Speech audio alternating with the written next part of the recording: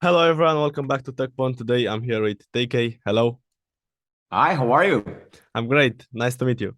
Nice to meet you as well. Thanks for having me. The first question, who are you? I'm TK. Over the last 15 years, I've built SaaS companies. I've scaled them. I've exited them. Now I run the fastest growing YouTube channel on Mhm. how to grow SaaS companies. What is unstoppable.com? Unstoppable helps early stage SaaS founders build out a scalable go-to-market strategy so they can grow their SaaS and B2B companies faster. Mhm. And the way we do this is we focus on three core pillars. We focus on your ideal customer profile, we focus on your manifesto, and then we focus on a Broadway show. Mhm. And what programs do you offer right now? Well, this kind of started about 2 years ago, almost organically when COVID was starting. Mhm. My area of expertise is I've started a company and I've scaled it, and then I've sold it, and then I helped sell the company that bought mine. My last Oh. company was ToutApp, and that was backed by Andreessen Horowitz. The company that bought mine was Marketo. That was owned by Vista, and we sold that to Adobe. So pretty wide range. So organically, we've grown to about three programs. The first one is for founders that are just starting out, trying to get to initial revenues. We call that our launch program. The Mhm. second one is our go-to-market program. That's usually seed stage founders with a few $100,000 in revenue, trying to get to 3 million. That's our big flagship program.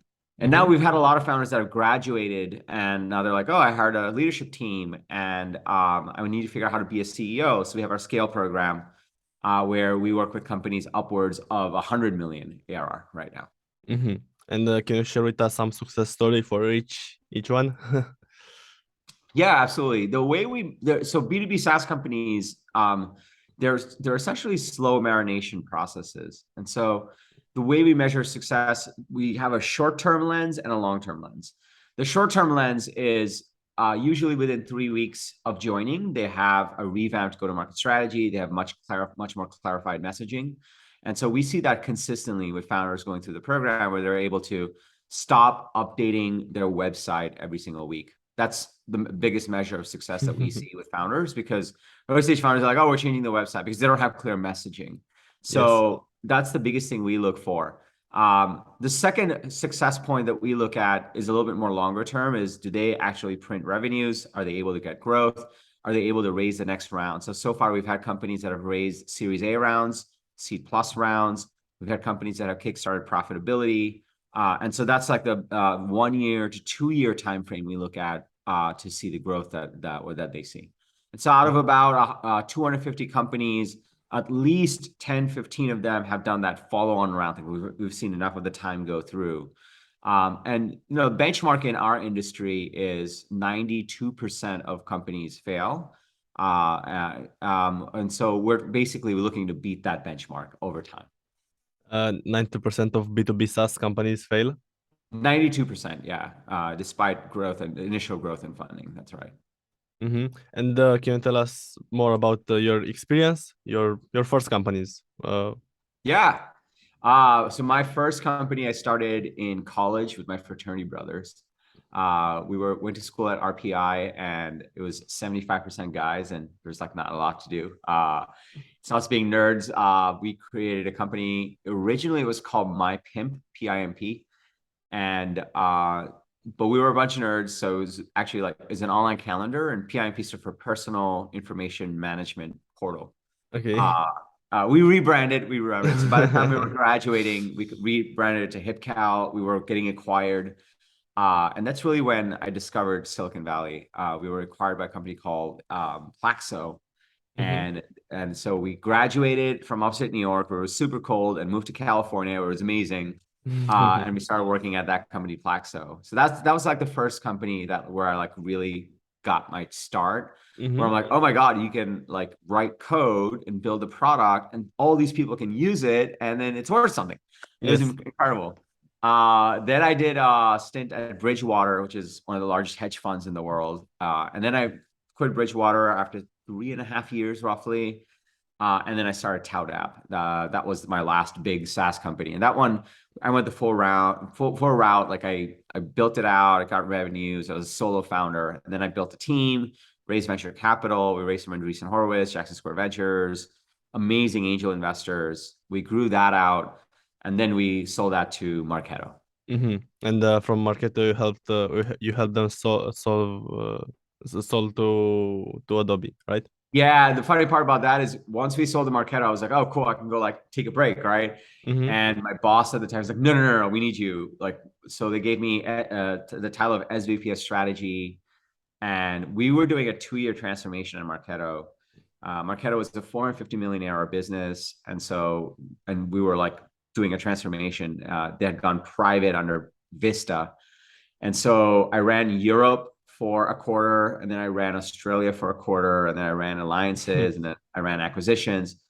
And then through that 2-year transformation, we got growth going, EBITDA going, and then we sold that to Adobe for 4.75 billion. Wow, that's quite a sum. Yeah, nice.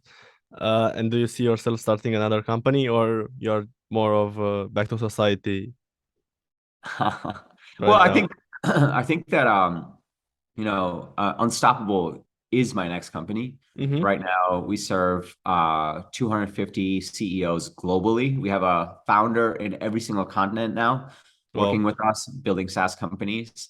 And it builds on me building companies from over 15 years. So this in itself it doesn't look like a tech company, but because we use so much tech internally, we're able to serve founders. We build internal tooling for founders to be more effective. So they get the coaching, the education, they get tools that helps them be more successful. And so we look at this as a full advisory shop for CEOs, but we're tech enabled. And that's what allows us to be at 250 CEOs, and we're going to get to 1,000. And that's how I look at it. So in a way, this is my next chapter. Okay. It's still super early. And I'm excited to see where we take it. And what's your vision? How do you see it? I don't know, as the end goal. How do you see the End product? goal. Yeah, Yeah. like I had this vision, when I was a founder, the problem was like you could raise $2 to $5 million, and you raise $2 to $5 million, and you're building a company, but you're still sitting in a room alone trying to figure stuff out. And for like the toughest decisions, you're just looking at a spreadsheet. And for some of the toughest things, like, startups inherently has its ups and downs. They always do.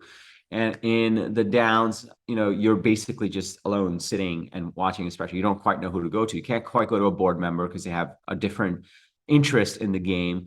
You can't always go to your team members because now you're supposed to be the strong leader, and you are, but you have your moments of down. Absolutely. Right, like, and so in my own journey in that, I realized that there's always a way forward. And that's how this ethos of Unstoppable was born. And my vision for this is simple. Like, I want every single Unstoppable founder to know that they have a hotline they can call, they can talk to me, and they can talk to the resources that they have. They can have the frameworks that they have when those moments come of figuring out, how do we drive growth? How do we fix this problem? How do we make sure we don't have certain problems? And so we want to be, my long-term vision is we want to be the McKinsey for CEOs of software companies. It makes sense to me now. So you want to help them in tough moments, because you missed that part when you're a founder, right? Yeah, we want to help them in the tough moments, but we also want to make sure we celebrate with them in the great moments too. That's nice. And we do that as well. So one of the cool things we started doing is, we have, there are certain inflection points for SaaS companies. There's 1 million, 3 million, 10 million, and then 100 million. And so super cool. We started sending out trophies. We send out an actual trophy when they hit 1 million. So we sent out 2 for 1 million. We're about to send out 3 for 3 million. And we have 2 companies that hit 10 million. So we're going to be sending those. So it's amazing. Nice. So we celebrate the wins with them also. It's like, hey, you hit this milestone. The VCs will give you a pat on the back, maybe a dinner. We're like, let's go send them a trophy. And so we're excited about that as well. Nice. And are there any other mentors apart from yourself? How do you mean?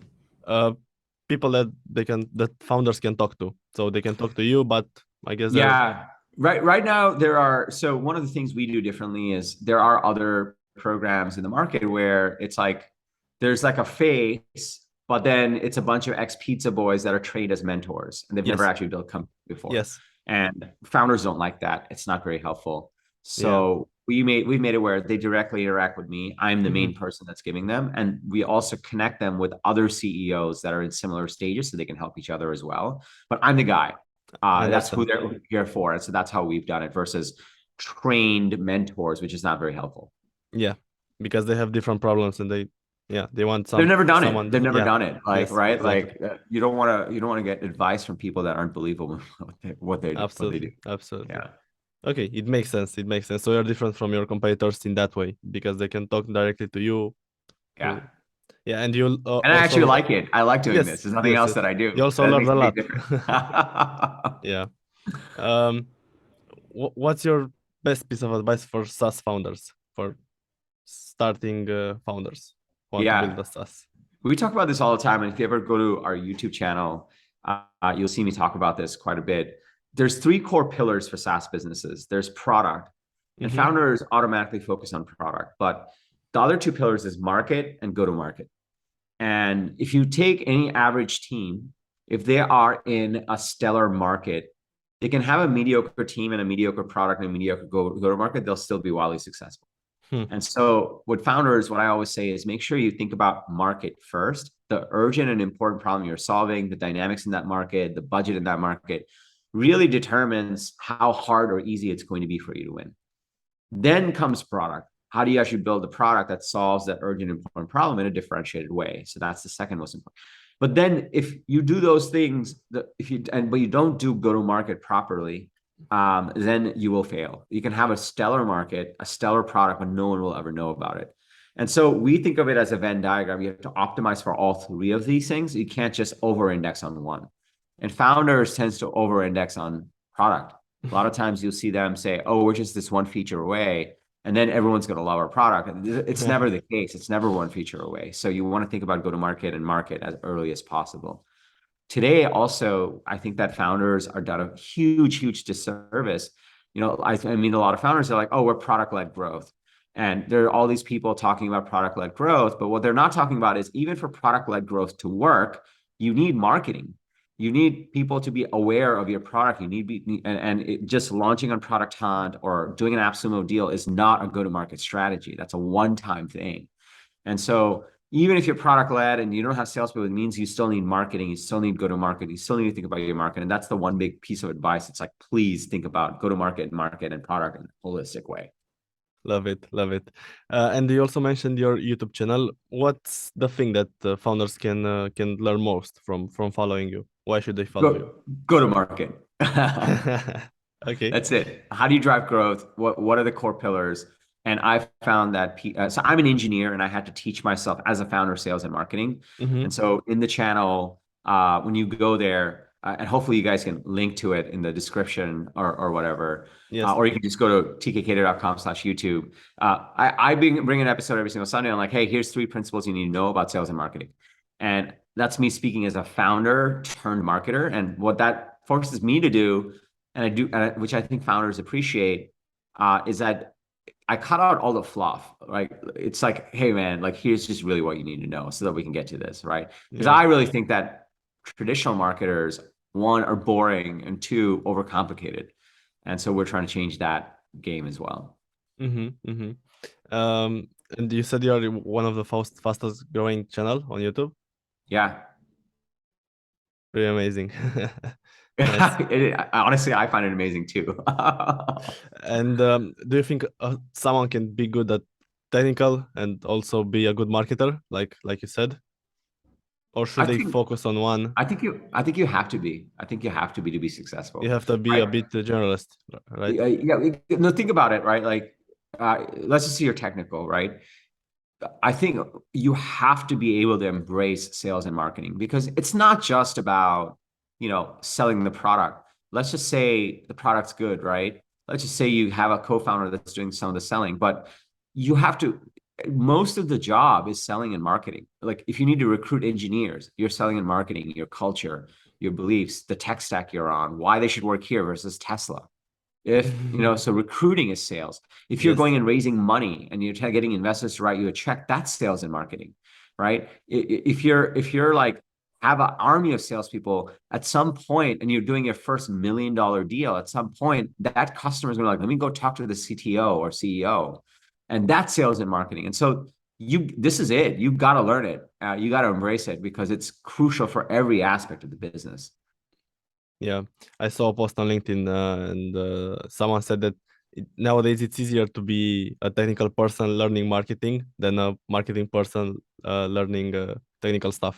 Oh, So totally. Oh, 100%. I totally believe that. Yeah. Yeah. You already have a leg up. Like if you can code, marketing's not that complicated. People overcomplicate it.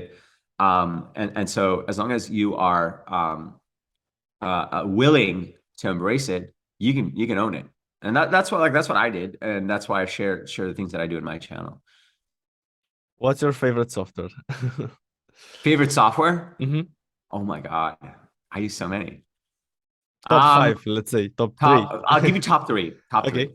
I would be lost without Superhuman. Superhuman is an email client. I'm an investor in the company. I'm a huge fan. I'm a huge fan of Rahul. We've known each other for over a decade now. Just like a good human. So Superhuman helps you be more effective with your email and be like using keyboard. It's almost like a video game for your email. I used to always be really bad at email. Now I'm on top of my email. Hmm. So that's number one. Number two is Asana. We run our entire team on Asana, all the tasks, all the workflows. I have this one checklist that I check off every week. I know if I've done that checklist, then I've had a perfect week. And then I click that button and then it recreates that checklist for the following week. Mm-hmm. And I do it again and I know I've had a perfect week again. So Asana is my second. And the third one is Notion. I'm a big fan of Notion because it allows me to really organize my mind. The idea that you can have a document and you can have like a table, you can have a Kanban board, you can have a bunch of notes, and you can bring other people in, and you can move things around, you can filter it, is amazing to me. Like it's just, instead of like having a document, especially in a presentation, it's all in one place. So all kinds of strategy work I do is in Notion. All kinds of execution work I do is in Asana. And of course, for strategy and execution to work well, you're communicating, so that's email, so that's Superhuman. That's my stack. Great. I love it. I love it. Wanted to ask you, who's your target audience? So CEO, but how do you find these people? How do you find the clients, let's say? Yeah, I mean, basically, we work with CEOs of software companies and B2B companies. That's it. And that's fairly broad. Mm-hmm. We don't find them, they find us. Oh, I understand. Yeah. Yeah. Mm-hmm. Like It's basically, more of a word of mouth. it's word of mouth. Thankfully, lately we've had so many customers that have been so happy, they've referred us to other founders, which has been really amazing. But really they find us, investors refer them to us, founders refer them to us, and then our YouTube channel, because it's the fastest growing right now, they Yeah. find us over there, and then they choose to work with us. And what do you think it's your ROI of doing those YouTube videos? Because you post 3 times a week, I think Yeah. it's a lot of value. Yeah. I mean, my ROI is the YouTube video. I spend 99% of my time with my clients that are CEOs to making sure that they're successful. And I spend 1% of my time publishing one new episode every single week. And to me, it fills my soul. I'm able to serve at a very high level. We have over 150 episodes in growing SaaS companies completely for free that you can go watch and binge watch and execute. I've had clients that are like, hey, I got my first 10 customers following all your videos. Now I want to scale it. So let's go. And so they join our program. And I think that's great. Like that's Yeah. exactly what we want. In a way, we're product led, right? Like you don't Yes. have to, right? Like go consume 20 hours of the YouTube content, get your initial success, and then come work with us. And that's how we like to operate. Yeah. It's like a free trial. It's more than a free trial. You should see how good our free stuff is. I always get this comment. They're like, oh my God, you're giving away so much on the channel. I seriously get that. And I've had discussions with my team. It's like, do you think we're giving away too much? They're like, no, people are buying the thing because they want the in-depth interaction and the step-by-step. But oh my God, how many people are we helping? Because we have viewers. We now have clients in every continent, but that means we have viewers in every continent. And Absolutely. so, it is not cheap to work with us. and it does require capital. And that way we work with people that can actually invest in their software company, because software companies are not the quickest way to make money. They're assets you're building, so you have to invest in that asset for it to be valuable. Absolutely. Right. And so the idea that, our free content is helping so many people across the globe warms my heart and makes it worth it for me. Yeah. I thought about this, like, this is my way of studying the game. Like, I build additional companies to help the clients that we have. We build software platforms, and this is how I study the game of SaaS, like by teaching it. Because I'm teaching it, I understand it that much more. I'm able to be a lot more effective in coaching, and I'm a much more effective operator. So it's win-win-win in all ways for the channel. Absolutely love this. Yeah.